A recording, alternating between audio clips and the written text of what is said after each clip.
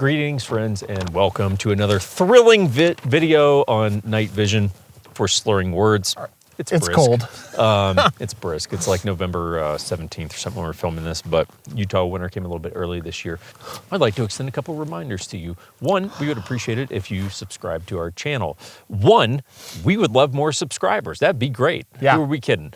Number two, we have found it to be accurate that if you subscribe, even go in, like it, hit the thumbs up on a few videos, leave a few comments, you are going to train the algorithm gods to show you more content like this, content they would probably prefer not to really push you, but you can kind of force the algorithm in that direction. So that may be something you consider if you find that you enjoy this channel. Beyond that, our sponsor for today's video, End Armament Technology. AKA? H.E.A.T. The opposite of what we have right now.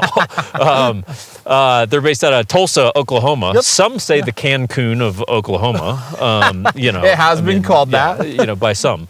But they are a manufacturer of night vision. Yes. And reseller of certain products like L3 products as well as laser emitters. Yes. But they are our night vision sponsor. Phenomenal dudes over there. Cannot thank them enough. You guys want night vision? They're your guys. Yep, and they've sent us all the stuff that we have here. Yep. So none of this stuff is ours. We have not purchased this. This is all stuff that we're using and we're borrowing and all of that kind of jazz, right? Yep. Today's video, our previous video was really on Night Vision 101, some terminology, just some different things that you should know. Basics. Today's video is really going to be on the setup that I've been running over the past, month and a half. And that's going to be a monotube setup, which is a place that I think a lot of people would be likely to get started in their night vision journey and then potentially upgrade as they go. Sure. And let's lay a little bit of groundwork in terms of some of the kind of philosophy, if you will, about why I specifically started with a monotube. The night vision world, this is, and for what it's worth, neither of us, but especially not me, is a night vision subject matter expert, okay? I'm a noob. I'm a total noob to night vision. The con of that is I can't really advise you as a subject matter expert here. The pro of it is that I can give you good newbie advice as a guy who's just picking it up and going, hey, here's things that I have discovered or things that I have observed that might be helpful to some of you looking to get in your night vision journey. I think that's worth something. Yeah, and the kit setup that we are going to break down is something that if you so choose, or if you're like, hey, that sounds like exactly the kind of thing that I need, call up H.E.A.T. What are we calling this thing? Syndicate Level 1 Kit. Okay, so you call them up and you just say, hey, I watch the Syndicate dudes. I need the Syndicate Level 1 Kit, which is going to be what we're going to break down for you here. Correct. But here's my hypothesis, that the night vision world is a never-ending rabbit hole. Correct. It is big boy tools. Deep and vast. Yes, and like there is no end to how much money you can spend going down this rabbit hole.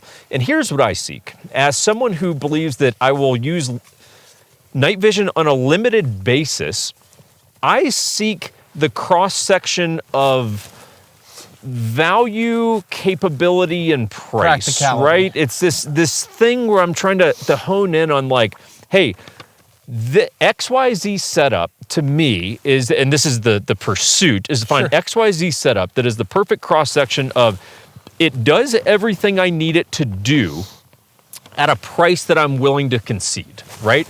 Because, of course, you could go beyond that and say, yeah, but there's that next level of the 31s and the quads and yada, yada, yada. And the question really becomes, well, do you actually need that? Or what is the setup that you need per your use? And here's how I've thought about it, right?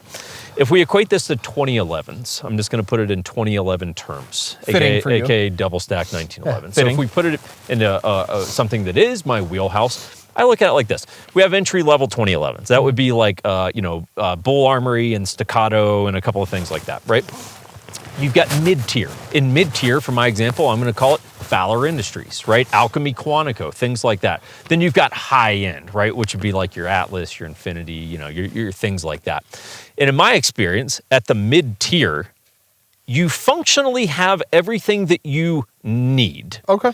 And beyond that, so at the Fowler, Alchemy sort of level, I have everything I need from a functional level. Like it does everything that the the Atlas is going to do. So why would I get the Atlas? Because I'm looking for one, either a flex for some people, or two, that next layer of refinement where it's like you're talking about relatively small percentage points of gain, but you spend a lot more money to get it. Sure. See what I'm saying? Yeah, I think that was a great example. Yeah, so like sometimes that mid-tier is like, hey, look, it does everything you need it to do. Like, do you need to go beyond that? If you just like to spend money, then sure, yeah, maybe. And I think you hit the nail on the head with the flex thing. Look, we all like to flex, right? Sure. But like, guys, at the end of the day, like, you can get a lot done with not a lot of money in the night vision world. People are going to argue that it's a superpower you can buy and see at night. Yes. Yeah. For minimum, $5,000. Yeah. Maximum, $4 million. I mean, this can get as crazy as you want it to. Crazy shit, yeah. But it's a superpower you can buy for $5,000. Yeah. Okay. And so my question going into the video that I've been working on here is, does a mono tube check enough boxes for me where it's like, that's perfectly good enough? Sure. And it was a hypothesis. Yeah. And I was working on one other premise, which is just a weird fact that it's not that like you need to know, but for some of you this may be a relevant point, is that so I'm left eye dominant, right? And my left eye is really good, right? Clear, good vision on my left eye. My right eye is total shit. Like my left eye is just like, God said, fuck that kid. Like, give him one eye. My hypothesis was, as someone who essentially has one eye, I'm being dramatic there, but one eye, right? When I cover this eye, what I see is a lot of static when I look through my non-dominant eye. It's like a staticky TV. That's terrifying. I let this dude drive me around. Yeah, I drive people around and chauffeur people for a living. But it's like a lot of static. I cannot see very well at all from that. So does taking this eye out of the equation by not having a tube on it actually benefit me? Where it's like, maybe I'm better on a mono by removing shit eye. Sure. But anyway, a couple ways that you can support the channel if you are the kind of guy that likes to do that kind of thing. We're a real estate company. If that is weird to you, then I don't know what to tell you. You can go to 1911syndicate.com and kind of learn how that works. We work a lot with, military clientele and law enforcement dudes, hunters, shooters, stuff like that. Dudes like you. If you watch this channel, you're the kind of client that we service, which sounds weird. Wow. It sounds weird when I say it that way. But I didn't like that. We provide a service to you. There you go. I can get on board with that. Yeah. Good job. And so anyway, check out the website for that. Patreon exists. We do a bunch of giveaways, behind the scenes content, Q&As. It is the guaranteed way to get a response from us, because I will prioritize questions and stuff based on Patreon. But anyway, behind the scenes stuff, bunch of giveaways. We do exclusive merch. If you want early access to things like the whiskey releases and yada, yada, yada, that would be the place to do it. Check that out. We do appreciate it.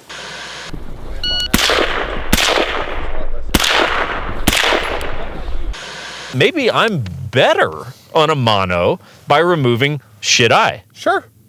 That's the hypothesis. There's a hypothesis that will, as we do this series, you're going to kind of figure out. So let's get, you mind holding Kit as I run through it a little bit? Yeah. So let's start with this. So here's my setup, right? This is your Syndicate level 1 package, if you will, just to make this easy for those of you that wind up getting in this kind of stuff. Yep.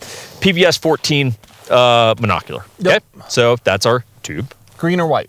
White phosphorus. Perfect. Right? So white would be preferred over green, generally speaking at the very least. Right? So we've got a white phos monotube, dual battery compartment, aka you can either run AA lithiums or CR123As. Correct. Right? Your standard very nice batteries that you would run in most of your weapon lights. Because of the nature of this tube, you can run it on a helmet, you can run it handheld, you can run it on a weapon, which versatility starts to make it an interesting argument just based on that fact. Sure. And like we'll kind of dig into that a little bit. Am I going to be behind a bolt gun, but I want to be able to see at night? Yep. Am I going to be patrolling around the desert, playing dress up with my homies? Yeah. Am I going to be hiking and just would like, if the sun sets, be able to kind of find my way back to the car? Yeah, and we'll be doing that tonight. Manual gain adjustment, right? Which essentially, in dummy terms, is basically how bright does my screen get? Perfect. I mean, that's the dummy terms. No, that's great. But it does work. Like, hey, how bright or dim can I get my screen? I can manually adjust it, right? Sure. Which in snow is going to be interesting because I haven't look through nods and snow. It's going to be interesting to see. I live in Arizona, so yeah, for sure. I'm going to assume we turn the gain way down, would be my assumption. You want the gain down anyways, yeah. So you can use your hands underneath your nods. Yeah, tonight I would certainly assume it's going to be an interesting dynamic out here. Does have an IR illuminator on it. Okay, yep. So it'd be a little lens button, that's and then right little lens up here. Yep. So AKA, it is a infrared flashlight that is built into your tube, right? So if you're in a very, very dark environment like a basement or some interiors where you're just not going to catch that ambient light, and this is going to get pretty fuzzy, even though it's a good tube. Yeah. Turn on that IR illuminator, right? And it's going to basically be a flashlight. Yep. Except I didn't have to carry a flashlight on my, helmet or a Surefire Vampire or whatever. It's like I just hit my illuminator and I'm good to go. And you can shave some weight by not having a light mounted to your helmet. Yeah. It's just there. Yeah, some people argue that's necessary, not necessary. It's necessary. Get an IR light on your tube. Okay. Yeah. I have found relevant uses for it me personally, mostly in interior spaces. +4 to -6 diopter for those of you who hate that pronunciation. Diopter adjustment. So AKA being able to focus from far away to up close, right? Is if we boil it down to the simple thing. On the helmet itself, right? So bump helmet. So there's two different mounts that are going on here, which would be the J-arm. That's actually the thing. This little knob right here. Basically, you unscrew that, and then the tube would actually disconnect. That little arm. Yeah, that's the J-arm. Yep. And then we've got the Wilcox mount, which is the tan goldish thing that is mounted to the actual helmet, right? And that's the piece that articulates and moves. It's not the J-arm. Yes, correct. Now, the only other two pieces of kit is one ear protection, and one of the things that we are both doing, right here, where they are. So conveniently, we both happen to run behind the neck Sorden ear protection. So basically, this is the top of the head. This band here, which is like the rigid part, goes behind your neck. Yep. The advantage to these, right, if you didn't want to get dedicated ear protection like attached to your helmet, which again, you're only really going to use them when you're using your helmet, is this will fit under your helmet, right? So it's a little uncomfortable, but you manage it. It's not great, but it's acceptable. And I did this because I can do it for both. Yeah. And the night vision class I took, some guys were even running that. They were in the military. Like, no, I wanted to be able to take my helmet off and still have earphone comms. And that would be the argument. Yes. Yeah. So just again, if you're going to go budget route on this, hey, the behind the neck Sordens, or hell, you could use foamies if you really want to go budget. It is a solution for you to have electronic ear pro without having to buy dedicated stuff. Let's switch over to the DBAL here. Cool. So just throw that wherever. Yeah, I'm gonna set this down and then I'll grab your rifle. And just so everyone is clear, we are clear and safe. We're gonna drop the hammer. Boom, good to go. Okay, so we're running a DBAL. It's on a Knight's Armament CQB, so an 11.5. Yep. We don't need to go through the whole kit list on it, but of note would be aim pointed on a Unity riser. I've had this for a long time anyway, but hey, now Unity riser really kind of obviously shines in this scenario. But the DBAL, just the very basic things you should know about this. One, H.E.A.T is not carrying the DBAL anymore.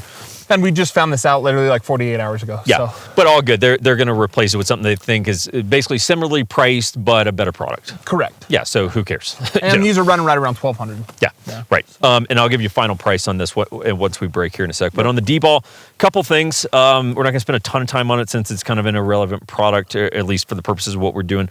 There's no illuminator on it, right? So it's just an IR and a visible laser. Correct. Again, IR, not to make assumptions here, IR stands for? Infrared. Right, AKA under night vision, I can see a laser beam that's coming out of the front of this DBAL, this unit here. Naked eye can't see it. Under night vision, I can see the infrared laser, right? But it does not have an illuminator, just two different lasers, one visible, one IR. I have found, I don't know, because you're running DBAL on your setup too. So one, there's high and low settings for the lasers. On the infrared, I've actually found that the low setting is adequate the vast majority of the time. Like the high is kind of like, I don't know, like there's not that often where I'm like, yeah, I need the high laser. Yeah, and there's numbers to regulate like civilian power stuff, which is completely civilian, and full power. Full power, a lot of people like it. It's simply not necessary. A lot of guys use them because in the military, if there's lights on, that full power will punch through the light, or they call it photonic barrier. Yeah. Okay, go with me on this. But a misconception is a lot of people don't know how to use full power, and get this. The refraction of the full power laser off of a steel target will burn images into your tube. Yeah. People can argue with me on this. I'm talking to subject matter experts that know. Yeah. A lot of people do not need a full power. Now it's nice. We all like Gucci stuff, but again, this is entry level, what we need and what we don't. And I found, like, look, on the high setting on the IR laser, I mean, you're for sure good to a couple hundred yards, and that's probably conservative based on what I've seen just out in the desert. This is a little bit of a unique environment here, but out in the desert, I'm like, dude, at least good to a couple hundred yards. And the truth is, again, from a civilian perspective, if we're all going to be honest, right? What's the scenario where you're ever, in a practical sense, needing to shoot your gun at night at a threat that's over 200 yards away? It's not. This is not a viable thing. And it can. The product can do that. Sure. Is it necessary? No. No. In the military, Jamie Caldwell shared Different a story. Different story. He was engaging targets at 250 meters with a full power laser. Yeah, I believe that. Yeah. Now, again, he's doing cool guy shit. Yeah. We play dress up in the snow and desert. Okay. Yeah. Most of us do. And I live in an urban environment, and it's like, hey, again, if you lived right here, right, and you're like, hey, the threats I could face hypothetically could be on that mountain, across the mountain over there. Oh, like, cool, you got more distance. It's like, well, I live on a city block. Like, what, 100 meters. 100 meters, so it's just things to consider. Again, staying in the world of, for me, it's always important. Hey, stay in the world of practicality. Like, I like nice shit too, but stay in the world of practicality, right? So a weird note on the DBAL for anyone that gets into this. So you have to zero both the IR and the visible laser. It's two separate zeros independently, right? Yep. So these knobs over here do the visible, these knobs over here do the IR. Yep. And what was weird, and I don't know if yours were like this, mine are completely backwards. Yeah. So I talked to Jamie about this. Yes. And these are great lasers for the price. There are some downsides. China makes these, and when it went over to production China, things changed. So your up was down, your down was up, your left was right, your right was left. Yeah, which makes things a little awkward. Yeah. Mine is good to go. Up is up, down is down, left is left, right is right. Yeah, it's crazy. And he told me, like, quality control can kind of go down on these, and there's some issues. But for the price, it's a great laser. They're kind of known to be like lasers that last for a decent amount of time at a good price point. Yeah. So. The zeroing process, if you guys get into night vision, in my experience would be way easy. I was doing all this solo. Well, me and a dog, but Finn's paws can't. They can't hold the screwdriver. They can't hold the screwdriver to do the adjustment. So a little annoying, especially the IR portion of it, because obviously you're going to be doing that at nighttime, and the adjustments do get a little. It's just a process, It's not difficult. It's just time, It might take you half an hour to really get dialed in. Mm-hmm. These targets would be a good suggestion. Yep, and then even then, little pro tip. You can get glint tape, which is like, on the side of mailboxes, that tape that shines bright when you hit it with lights. Mm-hmm. You can go buy that from Home Depot, cut a 1x1 inch square, put it next to your point of aim, point of impact area, and when your laser hits that glint tape, crack that round off, and then zero from there. It will take the process down significantly. Interesting. Glint tape, right there. So for those of you, just as a very simple basic crash course, your lasers are being zeroed to essentially be in conjunction with your red dot, right? A parallel zero is what we call it. Yeah, right. So basically this POI dot in the middle here, that's your point of impact for your, I'm assuming your red dot. Yep. That's how I was doing it. And then over here is your IR point of aim, right? Yeah. And so the notion being that, hey, look, if at night, and again, I'm speaking it as I'm not a subject matter expert, but correct. I think I'm probably saying this correct, which would be, hey, at night, right, if I'm not even looking through my dot, right, but my laser's on whatever target that I need to shoot, it's like, hey, my red dot would also be exactly where that laser is. I mean, these right things next are, to it. Yeah, close enough that it's like, within a couple inches. Yeah. But it's like, hey, the idea being that I don't even really need to look through my optic. It's like, hey, yeah, laser's on, dot. Correct. And that is how the subject matter experts we talk to would run it. Yeah. Okay. There's some arguments in the night vision space right now that like, oh, well, you need to be able to passive aim through your optic. Yeah. Jamie said, I 100% will like die on this. He told me, he's like, no one fucking does that. No one. And define that, passive aim. No one looks through their optic from their night vision tube to fire off rounds. He's like, we are all using lasers. The guys that are still doing cool stuff are running lasers. Their argument is near peer. If the bad guy has night vision, yeah, he can see. Yes. Yeah. Jamie said, again, subject matter expert. Yeah, because I've heard this debate too. Yeah. No one's looking through their optic. We're all using lasers still. Okay. You just have laser discipline like you would have white light discipline. Sure. Yeah. Don't just be walking around with your lasers on. Exactly. Yeah. Yep. Okay. Well, that's good to know. Because to me, that's what was very intuitive in the desert I've been shooting. I'm like, dude, occasionally I'll look through my optic just for the sake of it and testing the Unity riser and really seeing how it works. But it's like, the reality is, I'm like, dude, laser on target, Yeah. Like, I'm not looking a low ready. Yeah. Laser on target, bang, bang, bang. Down. Yeah, we're done. That's that. Last note on the DBAL, not super lefty friendly if you are not running a pressure pad. So it would be advised to run a pressure pad simply because the button is on the far left side of the DBAL. So for a lefty, on this side, you're going to wind up having to grip all the way over, and you're just going to have kind of a janky grip. You can do it, you can do it, and it's not horrible. But it's not great either. Yeah. You're probably going to want some pressure pads. I didn't do that just for the sake of keeping a budget, right? All in cost, though, for like the nice budget level setup on this is going to be just over $5. Yep. 5 and change. Right around $5K. Yeah. Yep. So that's helmet, J-arm, mount, optic, laser emitter. Yeah, and for most of you, that's going to do everything that you need to do. So if you're looking for so what does it cost me to get into night vision? You're going to be looking at $5 to maybe $5,200, somewhere in that ballpark. Okay. Yep. That said, let's pause. We'll reset. We'll pick it back up. So some observations I'm going to make related to kind of my journey with night vision thus far, which is very new. Here's the first thing that I'll tell you, which is my very simple case for night vision.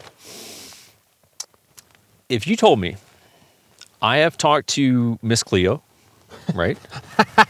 Oh man, that's a memory I totally forgot about. Yeah, Holy Miss shit. Cleo. That was a good one. Those of you 80s, 90s, you'll know. Yeah. If you had direct comms with Miss Cleo, who's accurate on all of her predictions, and she said, "Hey, Mr. Chris," I couldn't resist it. Oh, man. And she said that I know for a fact the apocalypse kicks off next week. Yeah. I'll give you $15,000 right now for night vision, because if I have it and shit hits the fan, I win. Look, I've said this multiple times. Here's the case for night vision. Like, say, it's becoming more prevalent. A lot of people are buying it, yada, yada, yada. Statistically, in a numbers game, I'm probably the only person in my neighborhood that owns night vision. Therefore, zombie apocalypse, I am the warlord of said neighborhood. Exactly. Because I can operate at night. I see you. You don't see me. I win. That's pretty simple. It's about as binary as you can make a fighting formula. A plus B equals C. Yes. And if you want some sort of not that you should really even need that point justified, but I looked at it and I go, okay, think about during global war on terror, right? Primarily within the special operations community, the volume of operations that happen at night. Almost all the time, if not, that was their only goal, because they, again, own the night. We own the night. Now, a part of it, obviously, your enemy is less, they're sleepy, they're groggy, it's nighttime, right? So you have that advantage. But it's like, hey, the primary thing is, no, we operate at night because we can see at night. And they can't. And you can't. Yeah. So, we kick your ass. Yep. And what happened? We kick your ass. They call that working vampire hours. Yeah. So it's look, it's a very simple thing. If you knew real conflict was about to happen, you would guarantee buy night vision today. It's that simple. Yeah. Right? It's that simple. Yep. So here's some pros that I have discovered of the mono tube. I may as well, since I'm wearing the helmet at the moment, may as well flip this down. If I'm clunky right now, guys, these gloves are for Arctic conditions. So that brings up a good point. That's why you work the system with gloves on, with gloves off, yada, yada. These are not the most dexterity-based gloves. So here's the thing that I've really enjoyed about having a mono tube, is the fact that this eye is left to do things that I don't need to do under night vision. Yep. What would that be? Well, so one thing, right, is that is the focus of your tube. So where are you typically focusing in terms of, for those of you that don't, dabble in the night vision world, I can focus this to focus on you, right? Correct. I can focus it to focus on something 50 yards away. Correct. Where do you typically focus? I was taught, look at the stars, make the stars as crisp as you can, and run it. Yeah.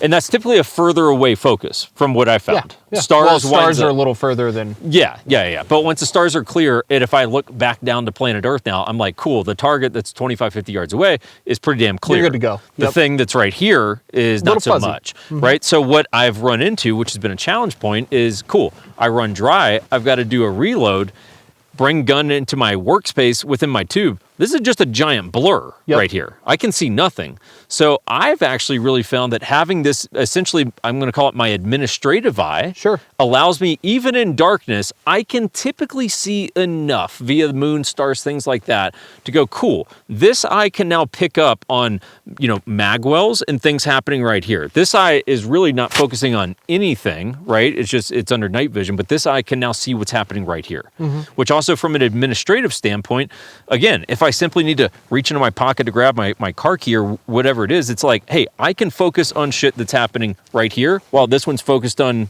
things that are way out there. And I quite like that fact. To me, that's a big advantage of a single tube. And you're bringing up something too, like the question is then, which eye do I run it on? It does not matter. Doesn't matter if it's dominant or non-dominant. What are you the most effective with? What works for you? Run it that way. Another thing, real quick while we're on it, optics. People worry about having a night vision setting. You're not aiming through your optic with your nods. Also, you want it on the lowest visible, so if your tube goes down, you can then transition to the red dot and a white light. Okay, so just little tidbits. And your mainstream optics will have night vision settings, and it's the first time I've ever simply not necessary. But I've turned them on their night vision settings, just so I can see and go, okay, cool, they're great. That's how that works. But so here's the other pro of a mono tube, just to kind of keep this in a couple of quick, simple buckets, right? One is the admin side of things further up or closer. The other side is, I think that there's a lot of uses for a mono tube for the general outdoorsman that might not apply as much for dual tubes. Okay? Examples, right? If you're an outdoorsman and you go, look, I'm less concerned with the tactical side of this whole thing. You go, hey, that's an advantage, right? But it's like, I'm less concerned with that. More so, it's like, I might have shit that I need to do at night. What would examples be? I don't know. Let's think about in a very, kind of practical sense. What about farmers? People that live on a lot of land or have like livestock and things like that that they might need to go to. Right now it's like 5:30 at night and it's pitch black, You go, hey, is this not just simple practicality at that point? Right? Think about the general outdoorsman that's going hiking, and sometimes they go, I might be out, whether it's camping, hiking, whatever, after dark. The perk of a monotube is, look, you don't need the helmet, all that stuff. Just throw the monotube in your pack, and at night, if I need to pull that out to navigate or do whatever it is, find my dog, whatever it is, it's like, cool. Monotube's great for that. Dual tubes, really not particularly well suited for that. It's just you could get the webbing setups too, where you attach a mono to it and it's like a webbing harness that sits on your head. So you could even forego the helmet. Good point. The other thing is because this can be mounted on a weapon, to me that's a big advantage. Again, for a farmer, say he's got some unruly pests, messing with his livestock, doesn't necessarily want that on. It's like, oh, I can visibly see him with my eyes, a little too dark. Oh, positive identification on this coyote killing my chickens. Done. Done, right? So it's like, I think that's a big advantage. And like, just because the mobility of this is way more than dual tubes, because I can take this off, I can throw this in a cargo pocket. And it's just like, so it is way more mobile, which makes it way more usable for general outdoors. Like, take a backseat on the tactical side for a second. I go, I think that there's a lot of practical application for this. I agree. Like I've actually quite enjoyed it. A couple of the last observation I've got. I do experience some eye fatigue after a while. The first night, you called me the next day. I mean, I was smoked after the first night of doing this. Now, granted, I got frustrated because it's just a learning curve, and I was just by the end of the night, I was just kind of frustrated and I was done. Right, but after a couple hours under nods, I mean, I was driving home and I'm like, dude, I am exhausted right now. Like, I'm just tired. Like, I just did working out for I ran a marathon or something. I'm like, I'm tired. So that will be something I think you probably get better as you go. You just build up more tolerance. But, ultimately, hey, look, I would like to move on to some dual tubes, test that out, and formulate some opinions, largely because I'm trying to beta test this theory of like, well, what if you have one super dominant eye and then one that's not great? is there an advantage to a mono that you actually lose the advantage once you go to duels? I won't know that until I spend the time on duels, but I'm intrigued by the question. Cool.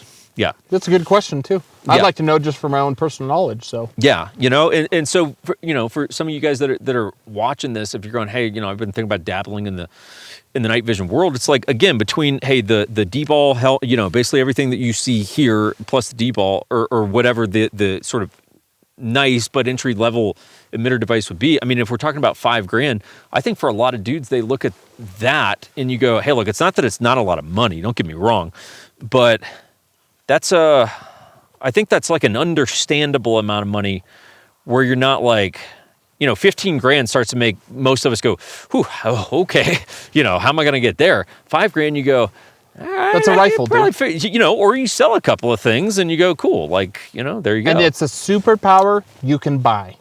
Yeah. So you forego a rifle, say even a BCM. After you kit it out, there's a couple G's. For right? sure.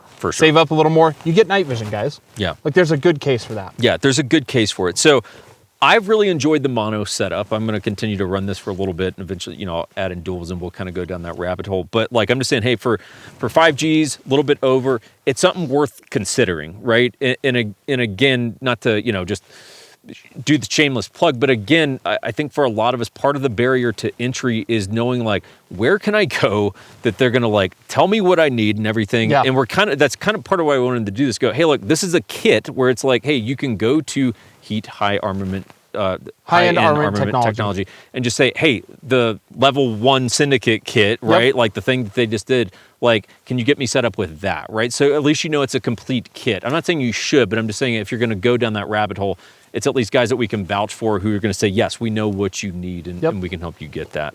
Yeah. Feel free to, if you have Instagram, DM me. It's just Chris Blau, no space, all lowercase. I'm happy to answer any all questions, direct you to H.E.A.T or who you need to talk to at H.E.A.T, and we'll take care of you. Yeah, and otherwise, we do appreciate subscribe to the channel, do all that good stuff, helps us out. And then otherwise, final quick, we'll just real quickie, but thanks to Firearms Legal Protection, sponsoring the video today.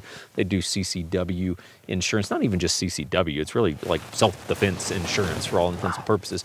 But you can do it in your state, you can do it in all 50 states. Got a couple tiers. They clean up the crime scene after, the thing went down and the guy with the thing and the guy throw comes. Your spouse on the plan. Like, yeah, good. Your kids, you can put your kids on it. You can do a lot of different shit. So anyway, check that out. We got a link down below, 1911, the code, saves you a bunch of money, yada, yada, yada. So check that out.